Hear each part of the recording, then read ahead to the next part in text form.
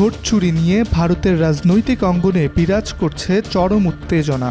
সোমবার সকালে দিল্লির রাজপথে বিরোধী জোটের মিছিলে নেতৃত্ব দিতে গিয়ে আটক হয়েছেন কংগ্রেস নেতা রাহুল গান্ধী ও প্রিয়াঙ্কা গান্ধী। লোকসভা নির্বাচন ও বিহারের আসন্ন বিধানসভা ভোটে ভোটার তালিকা থেকে লক্ষ লক্ষ নাম বাদ দেওয়ার অভিযোগ তুলে সোমবার নির্বাচন কমিশন ঘেরাওয়ের কর্মসূচি নেয় বিরোধী ইন্ডিয়া জোট। বেলা 11:30টার দিকে পার্লামেন্ট ভবন থেকে নির্বাচন কমিশন ভবন অভিমুখে মিছিল শুরু হয়। তবে এই মিছিলের জন্য স্বরাষ্ট্র মন্ত্রণালয়ের অনুমতি ছিল না।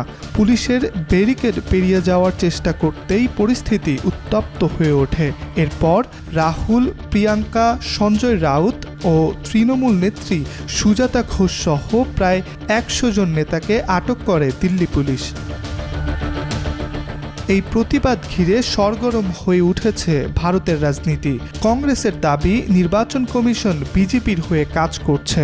গত সপ্তাহে বৃহস্পতিবার এক সংবাদ সম্মেলনে রাহুল গান্ধী নির্বাচন কমিশনের বিরুদ্ধে গুরুতর অভিযোগ তুলেছিলেন। তিনি দাবি করেন, লোকসভা নির্বাচন এবং মহারাষ্ট্র ও হরিয়ানার বিধানসভা নির্বাচনে ভোটার তালিকায় ব্যাপক অনিয়ম হয়েছে। তিনি বলেন, নির্বাচন কমিশন বিজেপি সরকারের সাথে যোগসাজশ করে ভোট চুরি করতে চায়।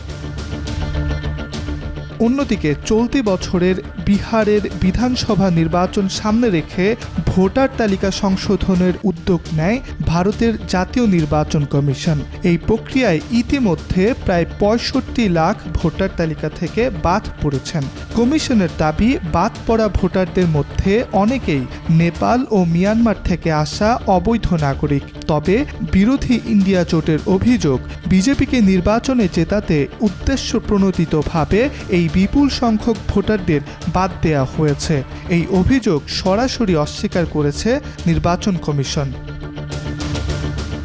এমন উত্তেজনার মধ্যেই বিষয়টি গড়ায় ভারতের সুপ্রিম কোর্টে। আদালত ভোটার তালিকা সংশোধনের অনুমতি দিলেও কিছু শর্ত জুড়ে দেয়। প্রথমত, কোনো প্রকৃত ভারতীয় নাগরিক যেন বাদ না পড়েন। দ্বিতীয়ত, যারা ইতিমধ্যেই বাদ পড়েছেন তাদেরকে আপিলের পূর্ণ সুযোগ দিতে হবে। ইব্রাহিম হোসেন, আজকাল।